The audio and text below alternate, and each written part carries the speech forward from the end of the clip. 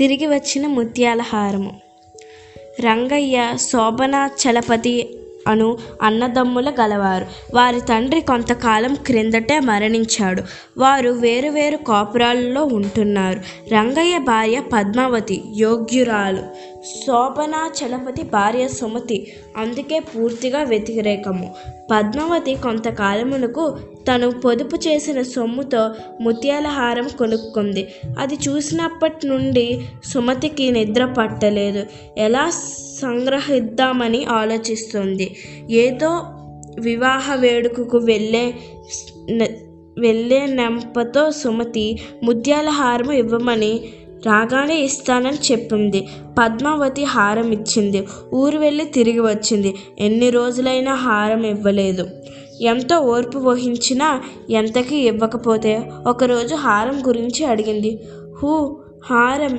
నాకు బోలెడు నగలుండగా నీ హారం ఎందుకు? నాకెందుకు? ఎవరైనా నమ్మగలరా? నలుగురిలో అల్లరి చేసి నా పరువు తీద్దామనుకుంటున్నావా అని పలుకరములుగా దుర్భాషలాడింది. పద్మావతికి దుఃఖం వచ్చి ఏడ్చింది.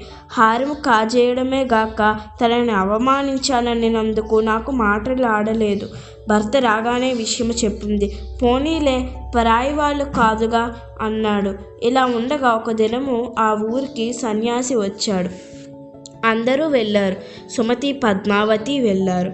ఆ సన్యాసి దొంగ సన్యాసి. అందరి వద్ద దక్షిణలు, హారాలు, ధనము వగైరా స్వీకరించాడు. ఉన్నట్లుండి అతని శరీరం వణికిపోయింది. అతన్ని దెయ్యం ఆవహించింది. ఆ చెట్టుపై ఉన్న దెయ్యము ఎవరి వస్తువులు వారికిచ్చేయమని లేదా చంపేస్తానని చెప్పగా భయంతో వణికిపోయాడు. ఎవరి వస్తువులు వారికి ఇచ్చేస్తున్నాడు.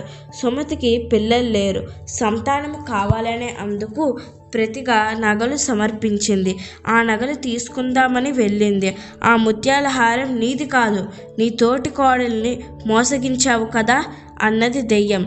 ఆమె ఆహారం ఆమెకి నా ఎదుట తప్పు ఒప్పుకొని ఇవ్వు, లేదా నిన్ను ఏం చేయమంటావు అంది. భీతి చెందిన సుమతి వెంటనే పద్మావతికిచ్చి క్షమార్పణ కోరింది. అప్పటి నుండి ఆ గ్రామంలో ఎవరు ఎవరి వస్తువులు తస్కరించడానికి భీతి చెందారు. దెయ్యము ఏం చేస్తుందోనని. గ్రామ ప్రజలు సుఖ సంతోషాలతో సఖ్యతగా ఉన్నారు.